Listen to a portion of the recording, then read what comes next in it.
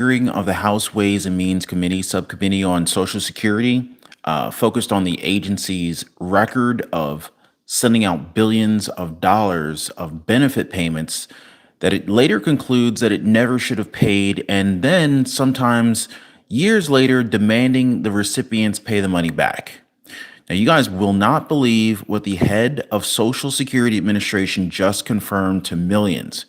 Now, if you receive Social Security, SSI, SSDI, VA benefits, or any other fixed income benefits, you're going to want to hear this.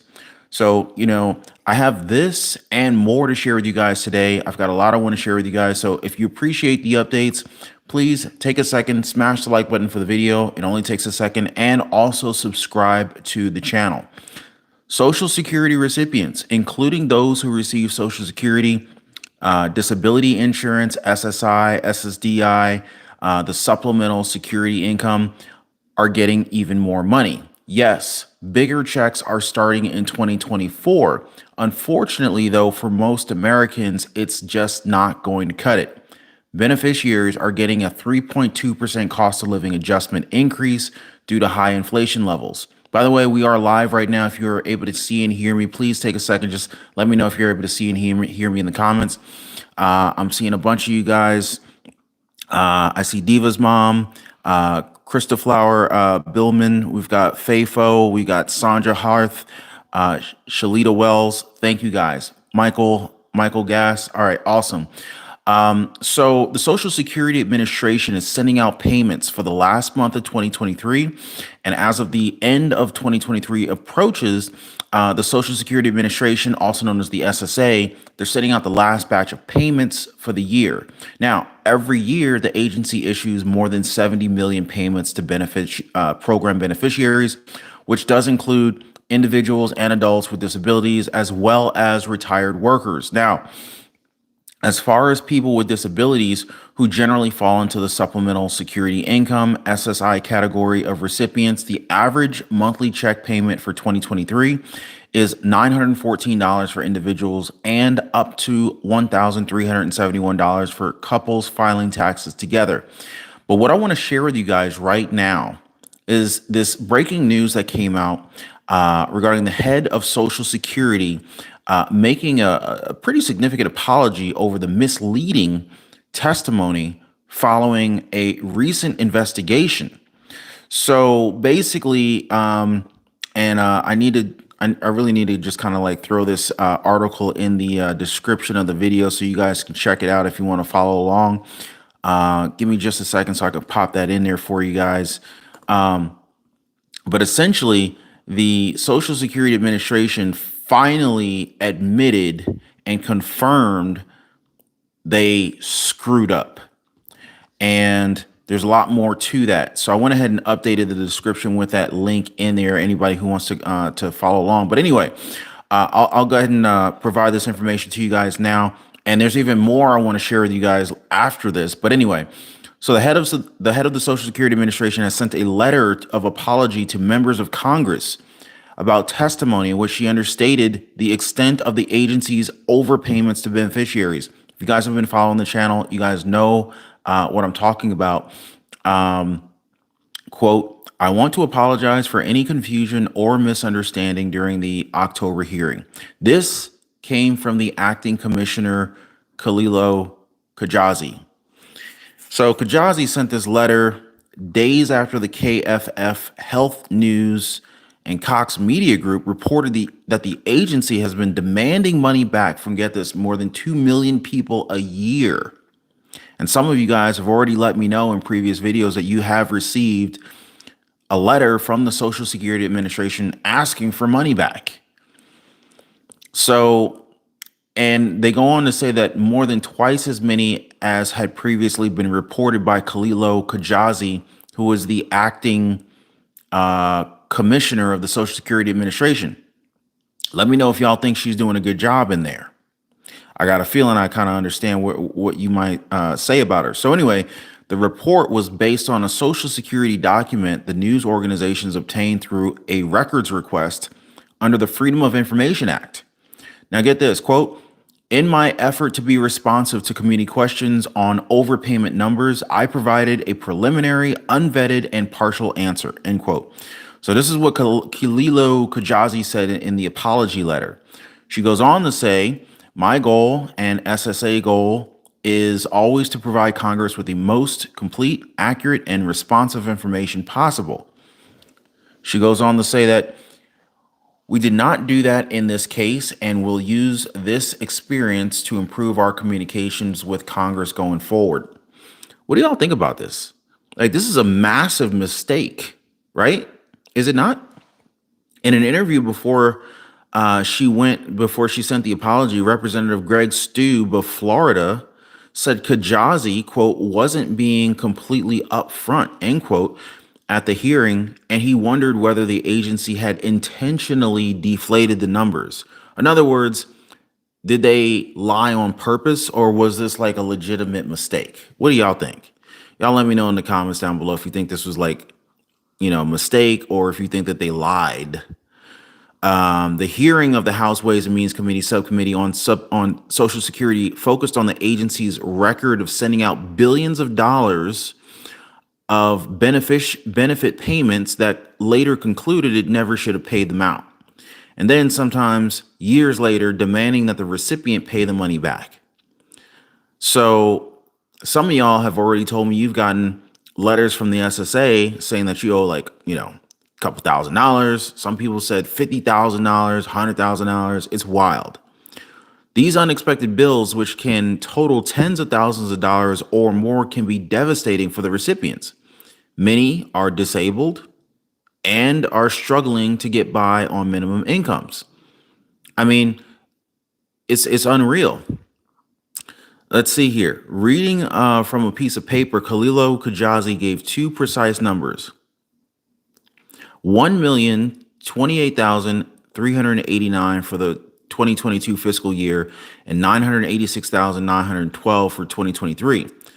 But under further investigation, she repeated the numbers. She also said that they were under Social Security and for Social Security. Let's see, the news organization's file. Okay, so she read the numbers that included two benefit programs, but she repeatedly omitted the larger numbers for a third program. Guys, it gets worse and worse, which were also listed on the same piece of paper directly below the numbers she read. She left out more than 1 million people a year. It makes you, it's like, how can you trust this? I don't buy it. I don't buy it personally. So it gets even worse though. So this article came out that young Americans turn against baby boomers over Social Security. Now, some of you guys might get a little bit upset when you hear this, but I'm gonna share it with you anyway. Just don't take it out on me, please. I'm just sharing with you guys information. I'm just the messenger. Don't shoot the messenger, please. Let's still be friends after this is over, okay? So younger Americans in the United States, including millennials and Gen Zers, are much more likely to believe that the Social Security system needs reforming than those in their 60s and 70s, according to a recent survey. I don't know if you guys heard me correctly. They're trying to say that Gen Zers, they're trying to say that millennials and Gen Zers are much more likely to believe that the Social Security system needs more reform than you guys. So, and when I say you guys, meaning like if you're receiving Social Security, that means you're probably like 55, 60, 70 years old, something like that, right? These people are trying to say that Gen Zers and millennials believe that Social Security system needs reform more than basically anyone who's over the age of 55 years old. Now, I have a hard time believing that. That's like saying like the average person who's getting Social Security doesn't necessarily care about Social Security reform, and that you're already getting enough money and you're not worried about Social Security reforming the system to take care of Social Security recipients. So I know that this doesn't represent the average Social Security recipient. In fact, I know for a fact because I'm going to share with you guys a comment that I received just yesterday. It says, and this is from Anna Webster 2304. She says, and let me know if this resonates with you. But anyway, here goes. So Anna Webster 2304, she said, we have worked hard and paid into our Social Security throughout our lives, and now we only get a little bit of crumbs to survive on. We have to pay $174 for our Part B Medicare. I'm on disability, and my amount I receive every month is not enough to live on each month. When you are on a bunch of medications like I am, 23 prescriptions, this is why you see so many people buying cans of cat food because that's all they can afford to eat. I know that this sounds really disgusting, but that's what a whole lot of elderly are having to do just to be able to eat every day. Meanwhile, our government continues to give themselves all of these huge raises every single year. It's really sad. Thank the Lord and Savior Jesus Christ that my daughter is with me and helps to make sure that I have all of the food that I need. This is heartbreaking, guys. And this is almost hard to believe that some people are eating cat food because they can't afford to eat like normal food. Is this for real? Like, I mean, I don't really have a reason to think that she's not telling the truth here, but it's just unbelievable what I'm reading here. I mean, heck, it goes on. Here's another person, Rick Parker. I'm sorry, Sir Rick Parker 949. He says, I'm on SSDI myself, so I can say from experience of pinching pennies to barely exist. The COLA should have been at least 12 to 15% in order to break even from last year's inflation. I'm not much for commenting, especially on this little Android screen, but can't afford a tablet, but I cannot afford a tablet, much less a laptop. Thanks for your reporting, Ron. I've been subscribed for a few months now and have shared your link with many people.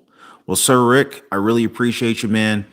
I think a lot of people probably agree with Rick that the COLA should have been more like 12 to 15% just to try to break even from inflation. Do you guys agree with Rick, or is Rick off base? I'm kind of like, I think I kind of go with Rick because even though CPI inflation came in much lower than 12 to 15%, we know that the things that most people spend money on went up by more than the 3.2% that they're saying it increased by. So, basically, if you go in any grocery store, we already know inflation was way more than 3.2%. So I'm going to just leave it right there. But y'all let me know what you think. I got another comment from Judith, 2287.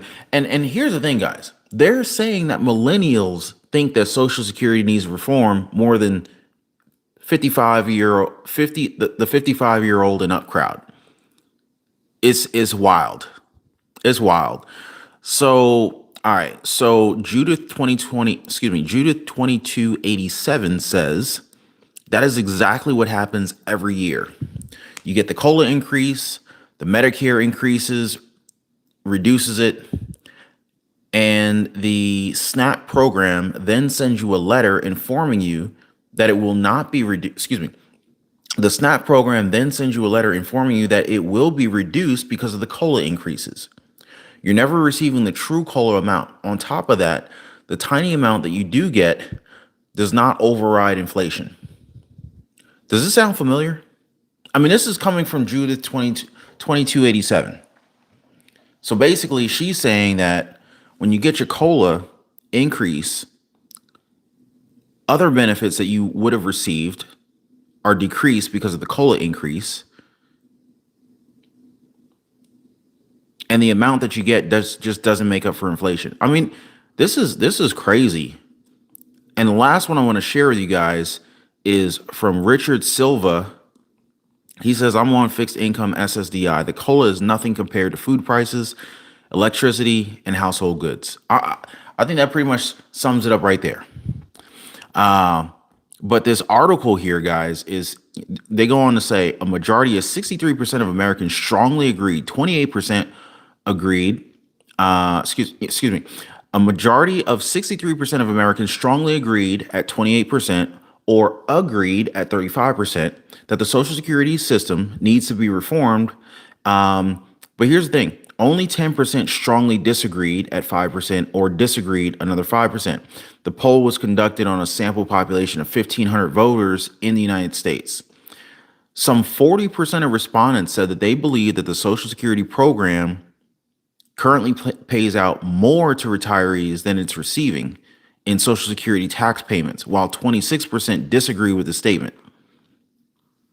Millennials, those who are aged between 27 and 42 years old, Gen Zers, those aged between 18 and 26 years old, and Gen Xers, those aged between 43 and 58. So I guess I'm a Gen Zer. No, my bad.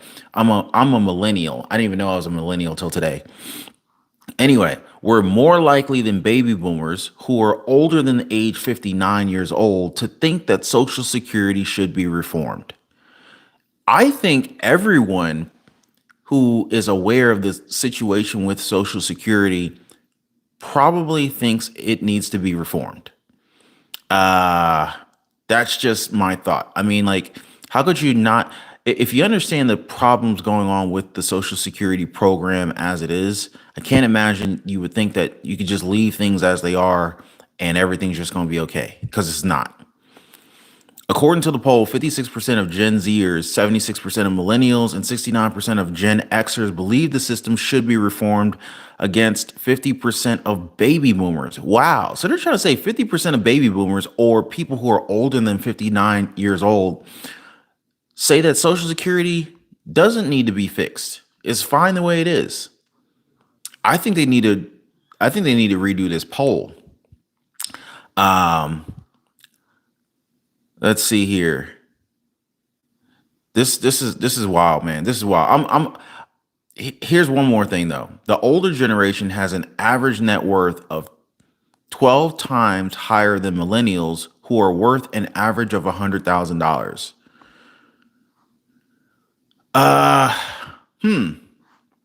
That's an interesting statistic there. I wonder how many people in my audience, how many people watching this video are worth over $100,000 and would agree or disagree with that statement. Social Security is currently facing an uncertain future as it is expected to face a 23% across the board benefit cut in 2033, according to the Committee for Responsible Federal Budget, unless something changes until then. For an average newly retired couple, that means $17,400 less. That's a problem, guys. That is a huge problem. So, we've heard from Representative John Larson. We've heard from Bernie Sanders pushing for big Social Security reform. But, I'm hearing a lot of talk about Social Security increases, benefits increases, a lot of talk here and there from politicians, congressmen. You got the presidential election coming up for 2024, and yet more talk and no action. President Biden campaigned on this $200 per month raise for Social Security. Y'all remember that? Biden campaigned on this $2,400 yearly increase for Social Security. And it's amazing how quiet he has been on that subject.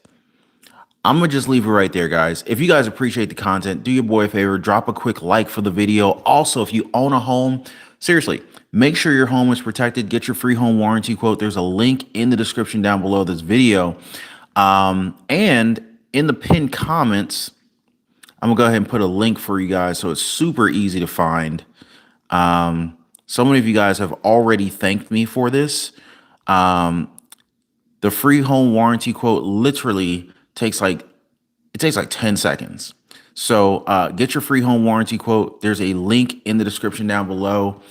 And I'm trying to pin this comment and it won't let me. But anyway, all I hope you guys got some value out of today's video. If you did, definitely hit the like button. Consider sharing this video and subscribing to the channel. And I'm going to see you guys on the next one. You guys take care and be